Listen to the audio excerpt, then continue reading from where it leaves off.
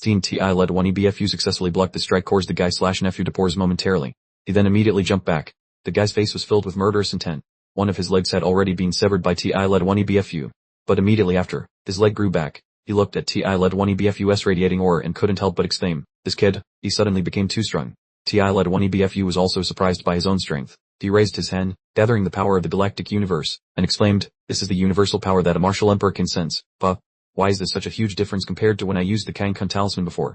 He immediately emerged from Ti led 1EBFU's body and explained to the naive kid, "You originally only had simple power reinforcement. With my support, you can synchronously increase your cultivation level. Through my integration, you can quickly increase at least one level. I didn't expect that in this lifetime, I would still have the chance to protect the world alongside a hero." Upon hearing this, Ti led 1EBFU also couldn't help but joke along. "Wait, were you a ghost possessing me?" "Oh no, I'm not pure anymore." He explained, "This is my innate talent. Through fusion, I can increase the strength of your soul. Using the soul as the foundation, I increase your cultivation level from the inside out." While they were talking, the ghost battlefield suddenly attacked with a rumbling sound. The two sides fought fiercely with loud roars. "You weren't exaggerating, I truly have caught up to his speed. Even, I can be faster than him." Ti led 1EBFU immediately grabbed the ghost's head, then unleashed an explosive fist technique. The power of this technique had reached a new level. Ti led 1EBFU was stunned. "Is this really the explosive fist? The power has increased so much. You can easily display such strength just by possessing me. So, what is the price to pay?" He replied, "If consuming a few insignificant years of my lifespan can protect the Starfall continent, I am very willing to do so." Ti led 1EBFU listened, pondered for a moment, and asked again, "Are you truly from the demon sect?" He replied, "The deputy sect master once said, a demon is not necessarily a demon, and the righteous path is not necessarily righteous. Kindness lies within one's own thoughts. I feel that there are still many people and things worth protecting on the Starfall continent, so I feel it's worthwhile." Ti led 1EBFU asked again, "Aren't you afraid I might trick you?" "The better for it. It proves that no one wants to destroy the Starfall continent, and I won't suffer any loss." Ti led 1EBFU was left speechless by this. He continued, "Kid, in this lifetime, you are destined to be connected with my myriad ancient sect. Today is your lucky day," he joked as he blocked an incoming strike from the ghost. Then he flung the guy far away. "This guy real wants to flatten the Starfall continent, and you are truly fighting for the Starfall continent." Then he unleashed the continuous explosive fist combo, hitting the ghost, causing it to explode with a loud bang.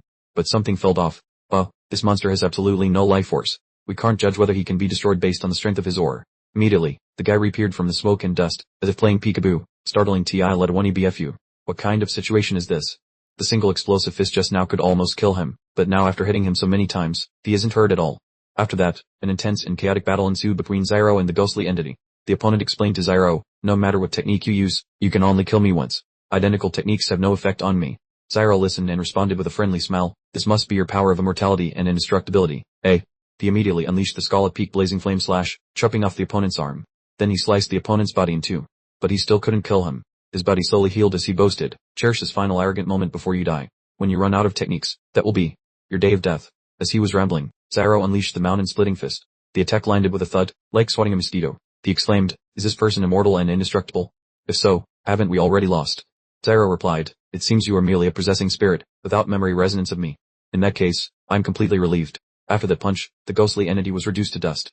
But the opponent quickly regenerated his body and exclaimed, "Damn, that hurt.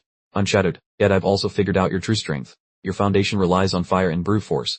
While he was rambling, Zyro placed a friendly hand on his face and sighed, "My dear, you truly haven't seen much of the world. I don't blame you, but it's inappropriate to use your shallow understanding to guess at my unfathomable depth. However, next, allow me to open your eyes. Or rather, show you what I'm truly capable of. Promise me, you must hold out for just a little longer, okay?" While speaking, Zyro pulled out countless magical artifacts and introduced them with a friendly laugh. A long-running, epic fantasy drama with a huge production budget, adapted from a true story. 18+, bore, balance, and humor. 100,000 ways to die after offending the most ancient strongest sect. Action. Hearing this, the opponent instantly got scared. Immediately after, the opponent was split in half. Then he quickly healed again. Then he counterattacked against Zyro, causing Zyro to be pushed back dozens of meters. Zyro sighed, after using the Jade Dragon asking Heaven Sword to slash him. The damage from the Azure Dragon Crescent Blade also decreased significantly. It seems that not only can I not reuse identical techniques, but the effectiveness of similar techniques is also diminishing. I hate enemies who still won't die even after follow-up attacks. After that, both sides charged back into battle. Zyro fought while thinking to himself, after easily suppressing him at the beginning, "This divine punishment gradually nullifies my techniques. If my battle strength wasn't slightly higher, I fear I would have already lost. I originally thought, since this is my first battle after reaching the mid-level Breaking Void realm, I wanted to save some face. But you refused to obediently die, so don't blame me for making you lose face." As he spoke, he grinned as despicably as possible while pulling out the pointing at rivers and mountains technique to unleash the great anal penetration art. Meanwhile, the opponent, unaware of what was about to happen, charged forward fiercely. Then, what was coming arrived. The opponent's eyes widened and turned completely white. Somewhere between two buttock-like hills lay a deep crevice. A chrysanthemum was stretching itself. Parman relaxed. Suddenly, it saw something flying towards it. It was massive, blazing hot meteorite. Rushing down. Then plunged, completely shattering the butt crack between the two butt cheeks. Everything was shattered and destroyed. The battlefield spirit clutched his butt and cried out in agony. As for Ti-1 BFU, you were still spouting nonsense as usual. Hearing this miserable and pitiful cry made me unable to hold back. I just wanted to increase the force. Die now, butthole. The spirit was as-penetrated until his whole body was shattered. Witnessing the scene, Led1EA3NH also had to clutch his butt and exclaim, "Oh, your trump card is truly filthy." Ti-Led1E BFU immediately replied, "Where is it filthy? My Janshin domain is protected by layers of spiritual power. Not a speck of dust or poop has stuck to it. Alright. Damn it, stop pretending to be stupid. I mean your heart is filthy." You see, this time he revived and still hesitated like that. I guess if it wasn't for the instinct to revive, he probably just wanted to die and be done with it. This proves that my attack the mind strategy succeeded. Fearing Ti-Led1E BFU's nonsense, Led1EA3NH immediately asked sarcastically, "Attack the mind, bah. So his heart is in his butthole. Ah, he has finished reviving. Looking at him, he seems to have gained insight into many things. I feel very comforted.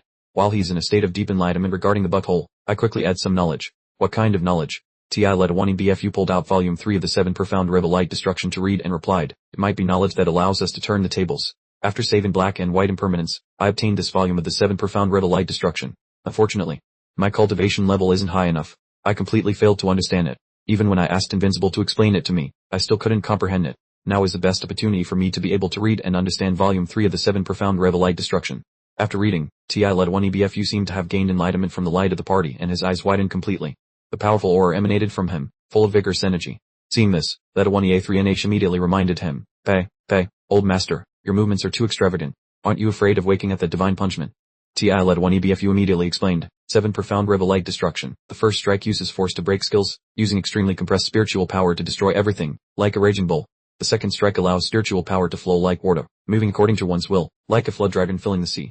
And this third strike, while torquing, the spirit on this side had recovered from his butt pain and attacked. Led1EA3NH immediately urged him, "Old master, snap out of it quickly. Divine Punishment has regained consciousness. He's attacking." Ti-Led1E BFU coalesced into a golden rock and continued, "This third strike, like a golden rock merging with the sky, speed like the wind, an aura that defies heaven. Got him." But the spirit still stood frozen, looking rather foolish. Led1EA3NH immediately asked, "Your move had a huge momentum, but it seems to have dealt no damage. Not only is Divine Punishment unharmed, but even the ground wasn't punctured with a single hole." Ti-Led1E BFU explained, "Because this move isn't for direct damage, but lies in defying heaven."